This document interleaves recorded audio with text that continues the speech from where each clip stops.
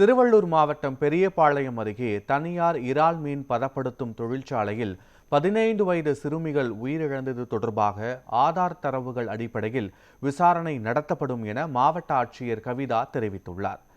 கன்னிகைப்பேர் பகுதியில் தனியார் இறால் மீன் பதப்படுத்தும் தொழிற்சாலையில் கடந்த 21ஆம் தேதி அமோனியா வாயு கசிந்த விபத்தில் 10 பேர் உயிரிழந்தனர். இந்த நிலையில் தொழிற்சாலையில் ஆய்வு நடத்திய மாவட்ட ஆட்சியர் கவிதா உணவு பாதுகாப்புத்துறை, ஊரக வளர்ச்சித்துறை, வருவாய்த்துறை, மாசு கட்டுப்பாட்டுத்துறை அதிகாரிகளுடன் ஆய்வுக் கூட்டம் நடத்தினார்.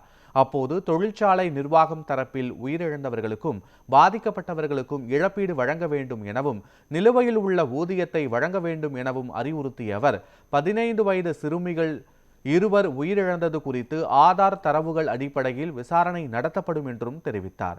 மேலும் தொழிற்சாலையில் குழந்தை தொழிலாளர்கள் பணியில் அமர்த்தப்பட்டு உள்ளனரா என்பது குறித்து உரிய விசாரணை நடத்தப்படும் என்றும் உறுதியளித்தார்.